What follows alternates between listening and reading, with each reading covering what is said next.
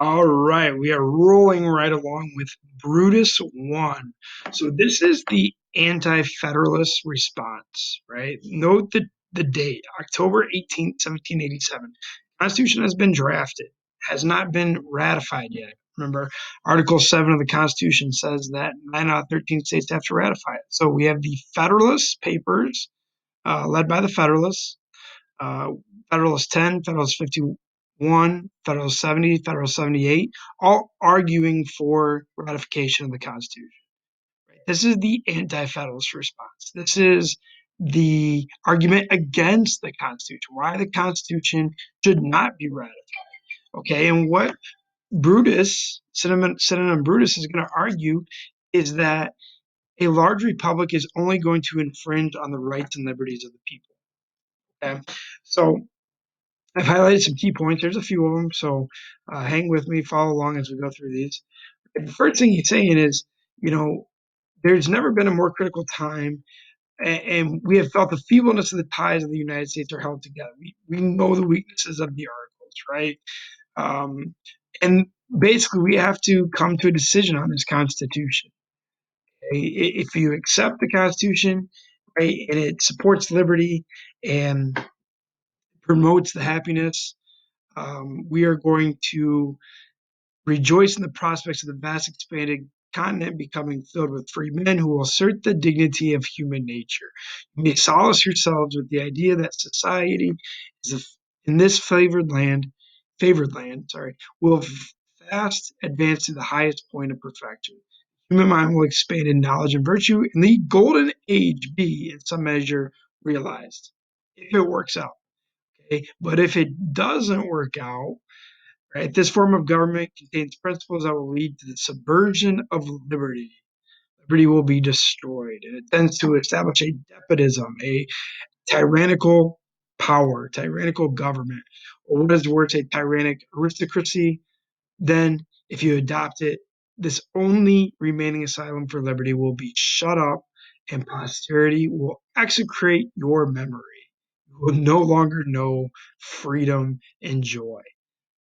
Pretty serious stuff, right? So these are the points he's going to make. Okay, I'm sorry. These are the things that we have to consider. Okay,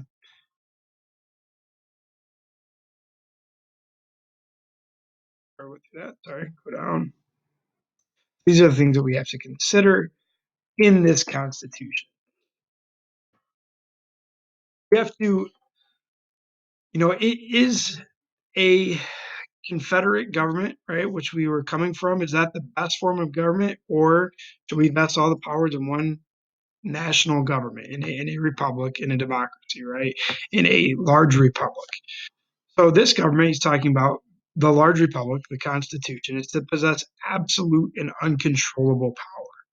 Okay, and he goes on to cite Article 1, Section 8, the necessary and proper clause, that Congress can pass any law they deem necessary and proper. This is an uncontrollable power, right? And this is going to be bad. When you give unlimited power to the government, we know what happens, right? We live this. We know how it happened under King George, right? And then he goes on to say Article 6, too, right? Article 6 of the Constitution, which basically is a supremacy clause that the any law in the Constitution and law passed by Congress will be supreme to the states. And what he's going to go on, he's going to basically go on to say that these two clauses in the Constitution itself is going to destroy state government, right? It's only there to destroy state and local governments, right? And that's what he's saying. It says all that is reserved for the individual states must soon be annihilated. There's going to be nothing left to the states, except so far that they are barely necessary to the organization of the general government. It just exists for basic needs, right? The legislative power is competent to lay taxes, duties, imposts, and excises. There is no limitation to this power. Okay? Fair argument, right? Uh, Not only the power to lay taxes unlimited as to the amount they may require, but is perfect and absolute to raise them in any mode they please. The power to raise taxes, right to lay and collect taxes is given to Congress. That's Article 1 of the Constitution, right? And by taxing, taxing is going to basically be the power to control the people, right? To become a more powerful government, to destroy the state governments, to destroy the liberties of the people, and to create an uncontrollable, powerful government. The authority to lay and collect taxes is the most important power of any power that can be granted. It connects it with almost all other powers, or at least it will process of, or at least will in process of time draw all other after it. It is a great mean of protection, security, and defense. In a good government, it's the mean of protection, security, and defense, right? And a bad one is a great engine of oppression and tyranny. Okay, so in a uncontrollable government, the power to tax is going to become tyrannical, right? It's an engine of oppression. It's a way to oppress the people and to prevent our liberties. He's arguing against it, right? He's arguing against the Constitution. The legislators of the several states will find it impossible to raise money to support their governments. And all of these powers, the necessary and proper clause, the supremacy clause, the power to collect tax, to lay taxes, all of these powers are going to render state governments useless. Right? Without money, state governments cannot be supported. They will dwindle away. As before observed, their power is absorbed in that of the general government. Okay, moving on. The power in the federal legislative to raise and support armies at pleasure, as well in peace as in war, and the control over the militia tend not only to a consolidation of the government, but the destruction of liberty. Why do we need to have a standing army? Why do we need to have a standing army in times of peace? Is what he's saying, right? The only reason why national governments, tyrannical governments, dictators had standing armies in times of peace was to control the people, right? And that's what he's arguing here. There's no need for a standing army in time of peace, and it's only going to create absolute power, uncontrollable power, tyrannical power for the national government. Right. So then he goes on to the judicial power. Talked about the legislative powers, right? What about the judicial powers? Why do the judicial courts exist? To him, right? To Brutus, the judicial courts exist to destroy the state government. I'm sorry, to destroy the state government courts, right? So the judicial power of the United States will be vested in the Supreme Court and such inferior courts as Congress may from time to time ordain and establish, right? We know that the Constitution creates the Supreme Court, and all inferior courts are going to be created by Congress. He goes on to argue that why is that powerless in the Constitution? These courts, the Supreme Court and the courts established by Congress, will eclipse the dignity and take away from the respectability of the state court. Right? The only reason they exist is to undermine and to take away powers from the state. Moving on, he goes on to talk about Article 1, Section 8 again. Goes on to talk about the necessary and proper clause, power to make all laws which shall be necessary and proper for carrying into execution the powers vested by the Constitution in the government of the United States, or any department or officer thereof, is a power very comprehensive and definite, and may, for aught I know, be exercised in a such manner as entirely to abolish the state legislature. Why do we have the necessary and proper clause? To abolish state legislatures. Again, his main purpose, he said at the beginning, right? The main purpose is this government is going to become uncontrollable. And it's going to, if you want to have supreme power, you're going to destroy all the powers beneath you, including the states, the liberties of the people, and the powers of the states.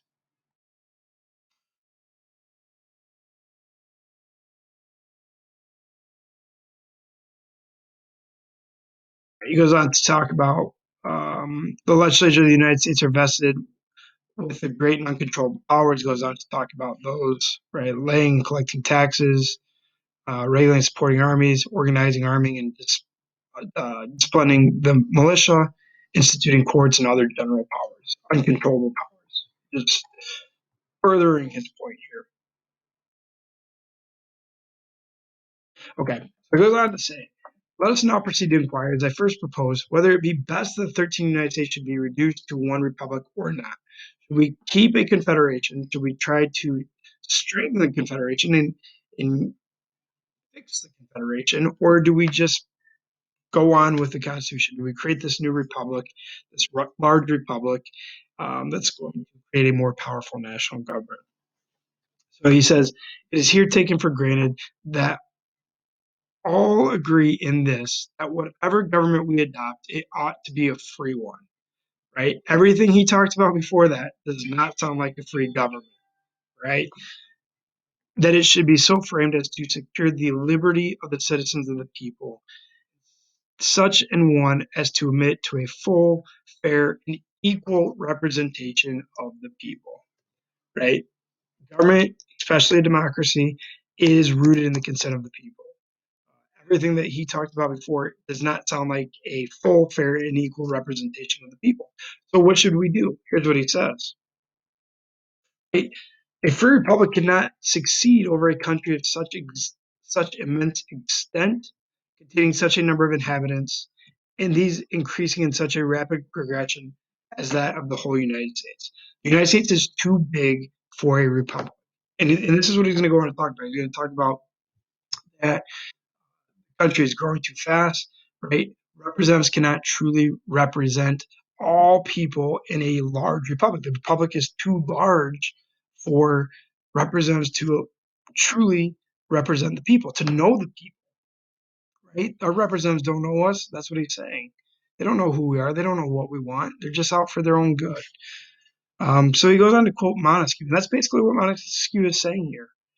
In a large republic, there are men of large fortunes and consequently of less moderation.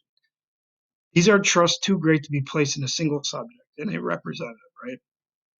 He has his interests of his own. He soon begins to think that he may be happy, great, and glorious by oppressing his fellow citizens, and that he may rise himself to grandeur on the ruins of this country. In a large republic, the public good is sacrificed to 1,000 views. There's too many people, there's too many views to be represented in a large republic, right? Is subordinate to the expectations. It depends on accidents.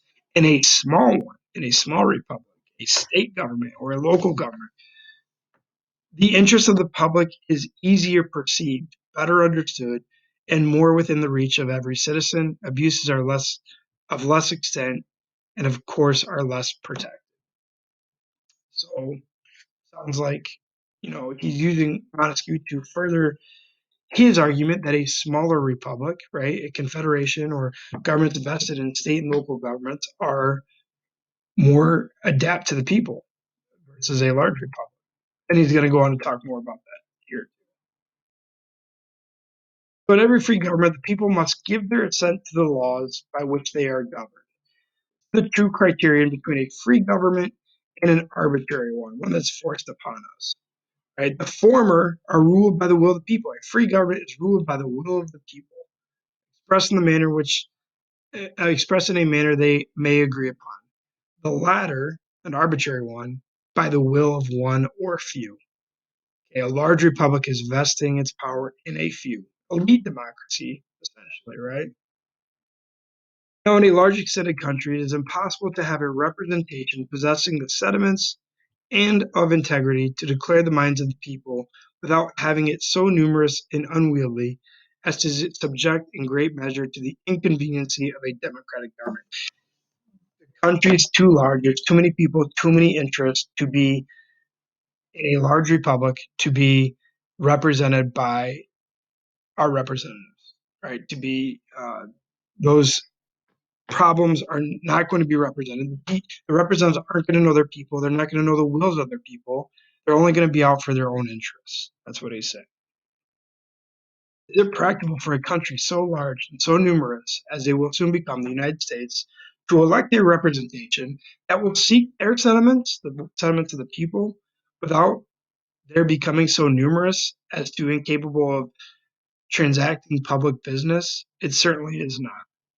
Right? It's not practical. It's not practicable. So it's not possible. It can't happen, right? All right. Laws can be executed in a republic of an extent equal to that of the United States with promptitude. I'm sorry, the laws cannot be executed in a republic of an extent equal to that of the United States with promptitude. Why not? Because he goes on to say, in despotic governments, despotism, right, in tyrannical, abusive governments, as well in the monarchies of Europe, standing armies are kept up to execute the commands of the prince or the magistrate, and are employed for the purpose when occasion requires. The only reason we have standing armies is to destroy liberty. That's what he's saying, right? To enforce the wills of the monarch, the tyrant, the dictator, right? And to destroy the liberties of the people. Why do we need a standing army in times of peace? He's hinted at that before. He's expanding on it here. A free republic will never keep a standing army to execute its law. So lastly, he goes on to say, like in a democracy, what is the biggest what's really important? The important thing is that the people trust and know their representatives. Okay. So in a small republic, that's much easier to know and to trust your representative, right? They represent less people, so therefore they're closer tied to the people. In a large republic, it's not possible to know your people. It's not possible to know your representative. It's not possible for your representative to know all the issues being represented in a large republic. Okay? So I kind of think of it like the House of Representatives, right? The House of Representatives, a representative is responsible for 750,000 people, a lot of people. But if you take that compared to the Senate, like think about a House representative in California versus a senator in California. Like, how can a senator possibly know all the issues in that large state, right? That large magnitude of people, right? Or even the president. How can the president know the issues of every single person in the United States, right? So what they're arguing here is, the smaller the republic, the more we're going to know our representatives, the more they're going to be adapt to our wills and to our wishes, right? So the confidence which people have in their rulers in a free republic arises from their knowing them, from their being responsible to them for their conduct, and from the power they have of displacing them whenever they misbehave. But in the republic of the extent of this continent, the United States, the people in general would be acquainted with very few of their rulers. We won't know them. It's too large, right? The republic's too large. The people at large would know little of their proceedings. It would be extremely difficult to change them. Okay, that's kind of what he was getting at there. Right. So we're getting ready to wrap it up.